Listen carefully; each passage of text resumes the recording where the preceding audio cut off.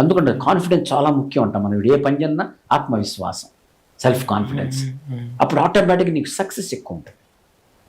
నువ్వు అనొచ్చు, సార్ అట్లా అట్లా డెవలప్ అయితే కాన్ఫిడెన్స్.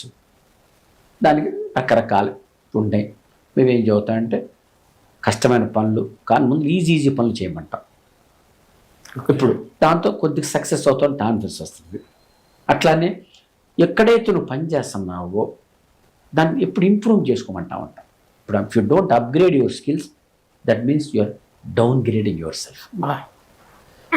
అట్లానే మనం ఈ అనుభవంతో నీకు ఎప్పుడు వస్తుంది? ఇప్పుడు ఒక రిలీజియన్ ఇన్సిడెంట్ చెప్తున్నాను. నేను ఒక మీటింగ్లో ఒక ఇద్దరు అమ్మాయిలు లేచి, ఏమండి మా నాన్న వేస్ట్ గార్డెస్లకి మా జీవితం నాశనం చేశాడు, ఆస్తి మొత్తం పోగొట్టాడు, ఫస్ట్ బిజినెస్ పెట్టాడు, లాస్ అయిందండి, మళ్ళీ రెండోసారి బంగారం అంతా పెట్టా, మళ్ళీ అది లాస్ అయిందండి, 3 స్థలాలు అన్నీ అమ్మిపెట్టా, అది పోయిందండి, మళ్ళీ అసలు మమ్మల్ని రోడ్డుని పెట్టాడు, వాడు బతుకుని వేస్ట్ అండి అన్నాడు. మనం కరెక్టే తిడుతున్నాం మీ నాన్ని.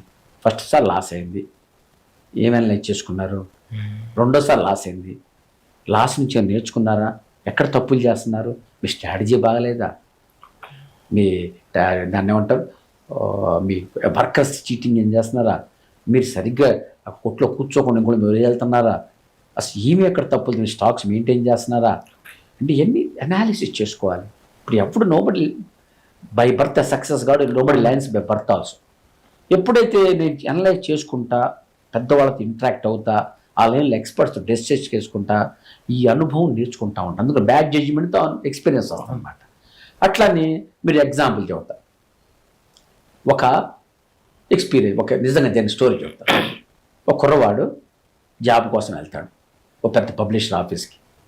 వెళ్తే వాళ్ళకి జాబులు లేవు సార్, ఏ జాబ్ అయినా చేస్తాను సార్ నేను అంటే, మాకు యాడ్స్ వస్తే మాకు ఇన్కమ్ వస్తే అప్పుడు మీకు పార్ట్నర్షిప్ అందులో ఇస్తాం, మీకు శాలరీ ఇస్తాం అందులో నుంచి, సో యూ గెట్ యాడ్స్ అంటాడు.